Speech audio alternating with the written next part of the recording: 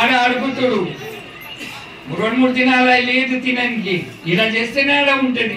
ఇప్పుడు పూర్వజన్మ చేసిన మనం ఇప్పుడు తింటున్నాం. మనం ఏటీఎంలో పైసలు ఎట్లా ఉంటాయి? ఏటీఎంలో పైసలు ఉంటేనే ఏటీఎం పైసలు ఇస్తుంది. ఏటీఎంలో పైసలు లేకపోతే ఏటీఎం ఇస్తుందా? అట్లా మనకున్న అపంతో కేవలం అపంతో పరిస్థితినుసారి కేవలం పోయిన 3 పిల్లలు ఉన్నారు. అడిగిండు, అరే మరి ఏమైనా చిట్టి ఉన్నాయి? ఇప్పుడు కూడా కొన్ని హోటల్ ఉన్నాయి సార్, చాయ్ చిట్టి తీసుకొని పూరి దగ్గర తీసి ఇస్తారా? చాయ్నే ఇస్తాడు, ఇట్లా ఇస్తారా? మరి ఇలా ఏం చేస్తే అదే ఆడ దొరుకుతుంది. కేవలం అపంతో మన పరిస్థితిని సార్ ఈ రాజా ఇంద్ర దగ్గర పో అన్నాడు.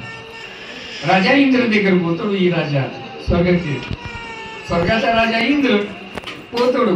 అని పోయినాక అపంతో మన అడుగుతాడు, నాకు ఇట్లా గట్టి ఉన్నాయి, అన్ని చేసినావు కానీ మొన్న అన్ని పుణ్యం నీకు పడుతున్నది, పని ఇదే చేయలేదు, ఊరికి తినబెట్టలేదు.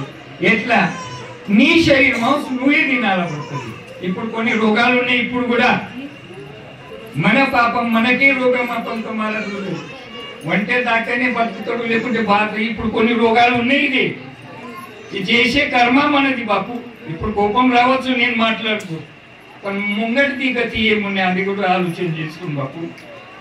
एकदम अपन तुम्हारा रोज शरीर अपन तुम्हारा रावाला शरीर मांस दिनाला अपन तो पोवाला पुष्पक विमान रावाला दिनाला आणि पोवाला ఈ అవస్థలా एकदम अपन तुम्हारा అగస్త్యుని పోతున్నారు.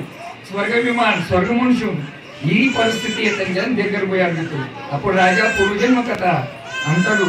అప్పుడు అగస్త్యుని మహారాజ్ అన్నదానం చేసే పుణ్యం तनको समर्पिंచేసినాక మనం ऐसे जागवी यावगेचन होते संचिते केले दान तुका मने दुबळी कोण कोण गेली वासुदेवासी विसरूनगा मानवी जन्मం వచ్చి దేవుని కుమార్చి నశించిపోయే సంసారంలో పడి ఈ మనం ఏం చేసుకుంటున్నాం?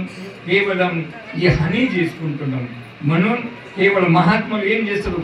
వాళ్ళ పుణ్యం ఆ జీవికు ఇచ్చి అన్నదాన పుణ్యాపంతో అగస్త్యుని తీసి అపంతో అప్పటి నుంచి బంద్ అయి తనకు అమృత్ దొరుకుతున్నది.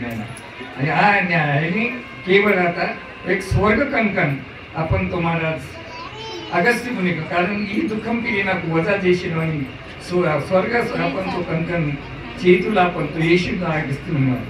రామచంద్ర ప్రభు అగస్త్య ముని ఆశ్రమంకు వచ్చినాక అదే రాజ వస్తువు రాజకీయ కావాలని అని సమర్పిత आपण तो అర్ధపాదేవి పూజ చేసి రాముంది అని आपण तो ఇచ్చేసి ఉన్నాడు. అప్పుడు ఈ స్వర్గ కంకణని దగ్గర ఎట్లా అంటే అప్పుడు అగస్త్య ముని మహారాజ్ రామచంద్ర ప్రభుకు ఈ కథ చెప్తూ ఉన్నాడు.